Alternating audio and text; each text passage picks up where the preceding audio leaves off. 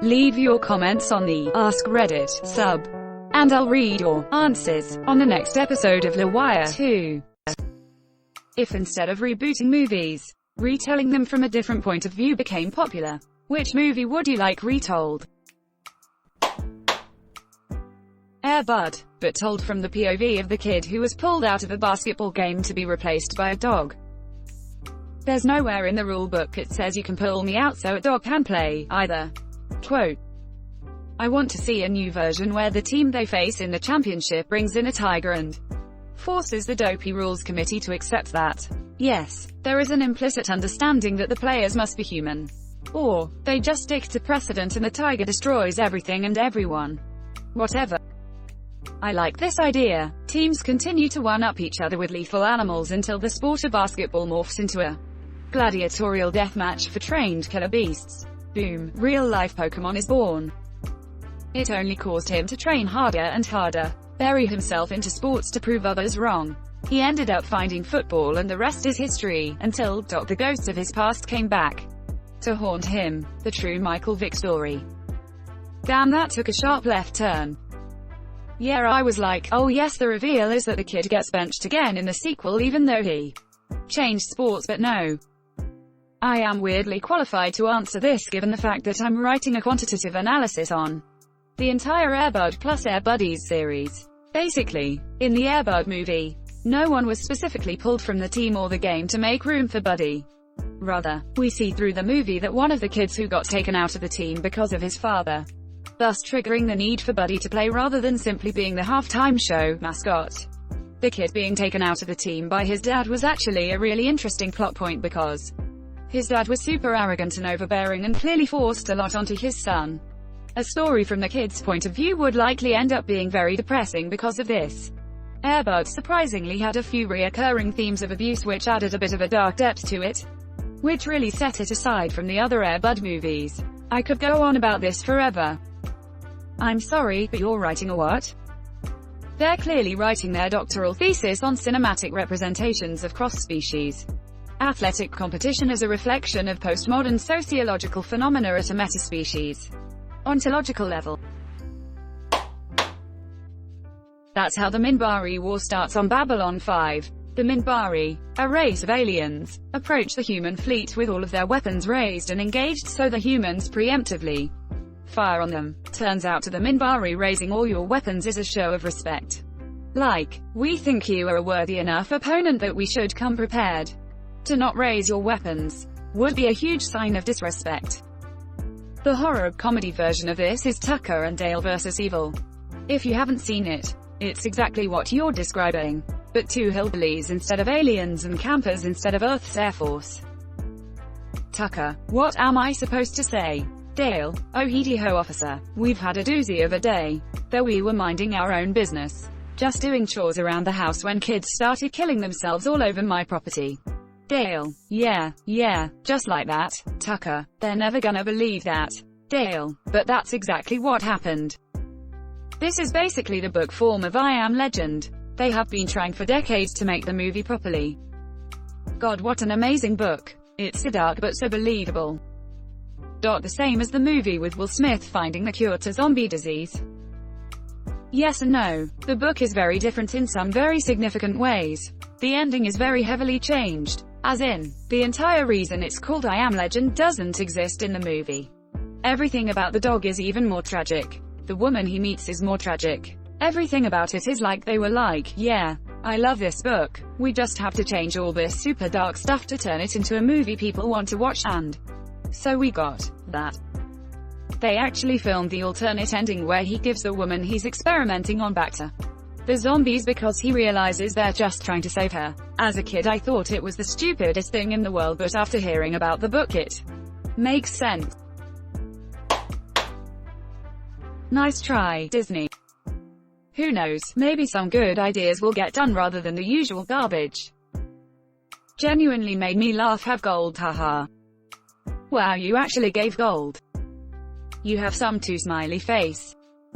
Well, you actually gave them both gold winking face. Damn, you got me. I've now run out of gold though, ha ha ha ha. Aladdin. From Jafar's perspective, a college theater group did a very R-rated version that is absolutely hilarious, which can be found on YouTube under Twisted. The story of a Grand Vizier. What I would really enjoy is a late 80s, early 90s hand-animated Aladdin where Jafar is the defender of the Sultan's realm against some nefarious interloper who is bent on stealing the princess' heart and worming his way into the royal family. And he has a genie. Frick you Jafar. I don't like musicals and still this one was so good I keep bringing it up. Such a well done piece. Funny, dark and yet somewhat touching.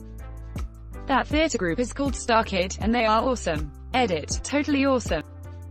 I'm going through this entire thread linking it to as many relevant comments as I can. It's so goddamn funny, and so worth the 2 hours. Also, fun fact, that theater group is the same one who did the Harry Potter musical. Edit. For those of you who enjoyed Twisted, my other favorite one by Star Kid is The Trail to Oregon. It's about a family going through the Oregon Trail. Just like the game, it's brilliant, and if you ever played the game as a kid, you'll appreciate it. Charlie and the Chocolate Factory from Willy Wonka's point of view. I want to hear his wicked thoughts. Or from the Oompa Loompas POV. They probably have some serious crap going on behind the scenes. Their attempts to unionize being crushed under the heel of Wonka's corporate interests. Oompa Loompa Doompity Doo Wonka's filthy rich, but what does he do? He sits on his butt while we're working for scraps. What do you think will come of that? We'll rise against the bourgeoisie. Oompa Loompa Doompity. Comrade Wheel sees the means of producing the chocolate. WASNT the Johnny Depp one, basically his point of view.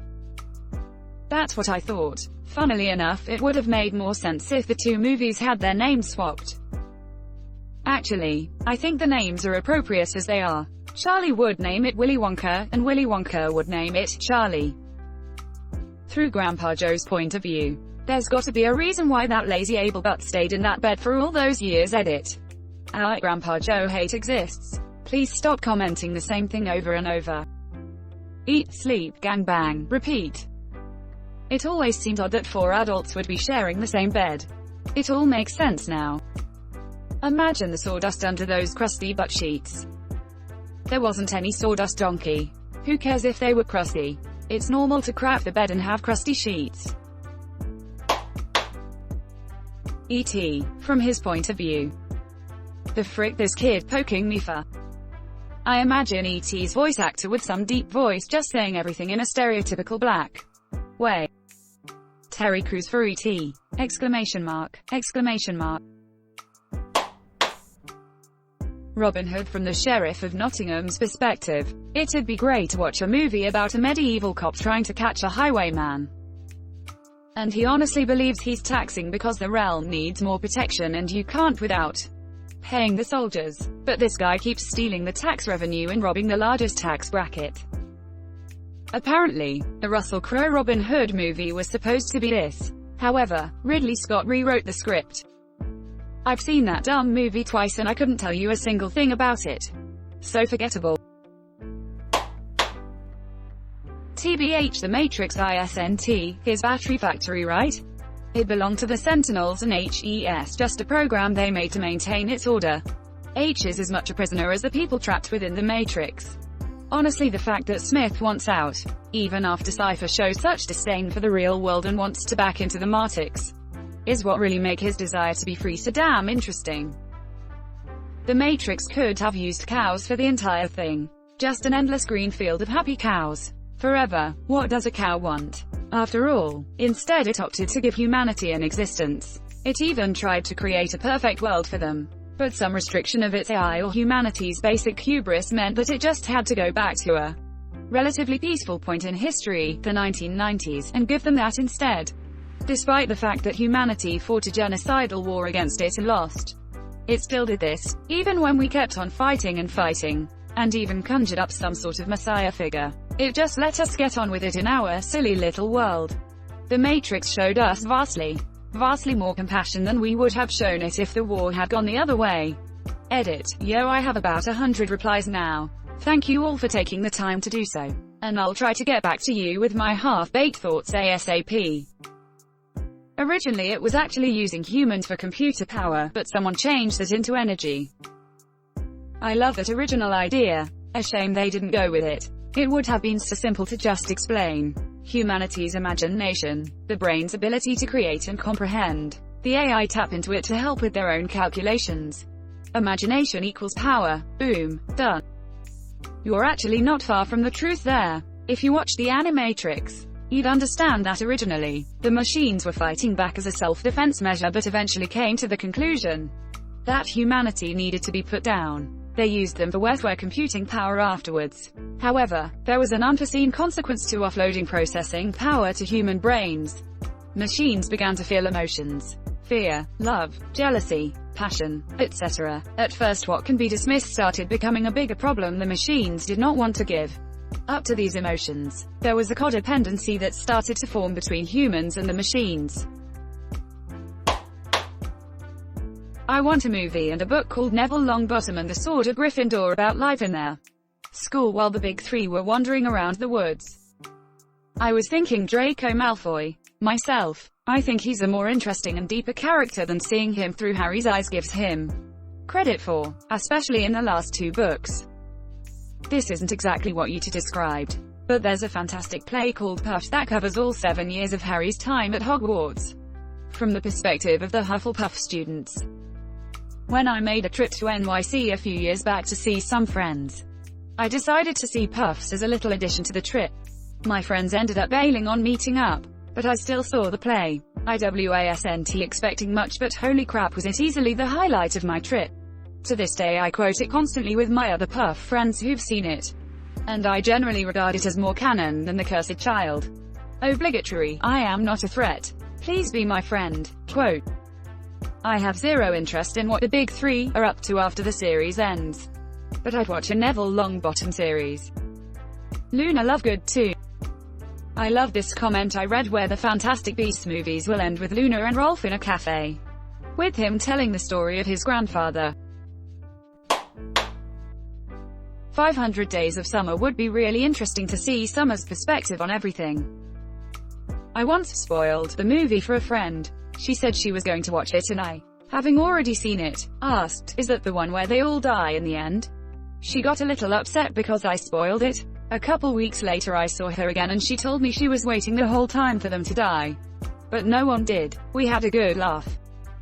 You've spoiled the ending for me. Now, I'm going to be watching this for the first time waiting for all them all to live. Avatar: The Last Airbender from the point of view of anyone but M. Night Shyamalan. There was no Avatar movie in Ba Sing Se. I would love to see Azula's story. The series did a good job with her character, but expanding on it would be great. That or give us a story of Iroh's life. Let us see him go from generic Fire Nation prince to the wise, tea-loving, pie show player who guided his nephew, and end with his journey to the spirit world. It would be the most wholesome show. Forrest Gump from Jenny's perspective. That would be a dark and freaked up movie. Who would play her father? And it'd be even worse running into Forrest every few years and he's happy and loving. Or that random time he comes into her car to punch that boyfriend of hers. Or that other time he punches a different boyfriend and completely ruins a Black Panther party. Make it where you never saw his face. Just a shadow in the doorway or the sound of a slamming door and the girl's reaction. And all the time she just misses meeting all these famous people. Situations. Was stoned out lying on a grassy knoll. Taken away by police an hour beforehand. Brought to jail. Placed into the transfer car ahead of Oswald. Turns down high school Bill Gates when he asks her out, etc. Kevin Spacey. What a method actor. Holy crap. A Spacey, Weinstein production, based on actual events. Soundtrack by Chris Brown. Directed by Roman Polanski. I would think Aliens, from Newt's perspective, would be pretty substantial. How a girl survived all that and the loss of her family alone on a foreign planet. Edit. And to clarify, as I wasn't expecting this to blow up lol. Thank you all. It would be essentially the story of Newt living on Hadley's Hope.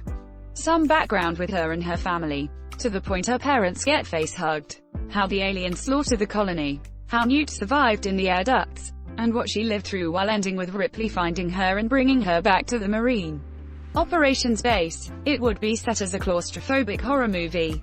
With a good script, this movie could easily do $300 mil IMO. There's a comic from Dark Horse that has done this. It's 2 issues long. Early 90s. Actually good. Aliens. Newt's Tale. Edit. Another Redditor pointed out a mistake in the title. Thanks for the upvotes, people. How about Cloverfield from the view of a professional camera crew? This question instantly made me think of Cloverfield, but not for that reason. I remember when it came out, people noticed that there's someone else with a camera in the bridge scene, and it became a popular idea that they could do a sequel from that group's perspective. Star Wars is a goofy stormtrooper buddy cop comedy. Like The Mandalorian final opening. You mean Troops, U2.be.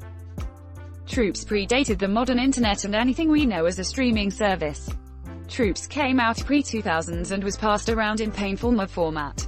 It was generated by a bunch of special effects artists going to the Vancouver Film School, if memory serves. I'm remembering all this without googling it, so I may be full of crap. But I'm gonna go with it.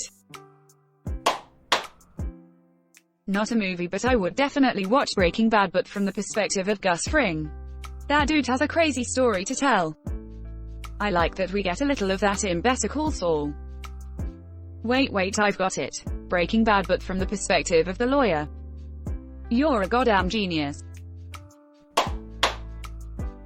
I want to see a superhero movie from the perspective of an insurance adjuster.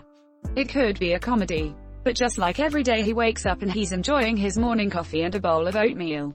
Then he flips open the morning paper and sees Iron Man went full Michael Bay again, or the Avengers we're back in town. Long sigh, stands up, chair squeaks on floor, clicks pen, straps iPad to hip, tightens camera strap. He's the real superhero.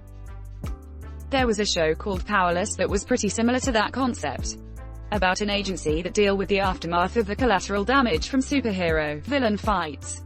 It wasn't the best show, but I thought it was a cool idea. Unfortunately, it was cancelled after a season. I still think it's an interesting POV and I'd like to see someone else take a shot at it. I love this aspect of The Boys that touched on this aspect of the freaking soups. Mean Girls told by the girl who doesn't even go there. This, or Glen Coco. Either way, I'd watch.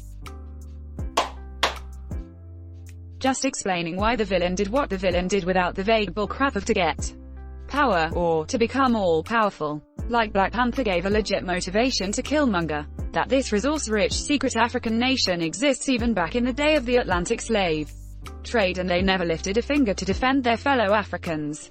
Wakanda is pretty messed up. No one is a villain from their own perspective. Why does the villain think they are the good guys?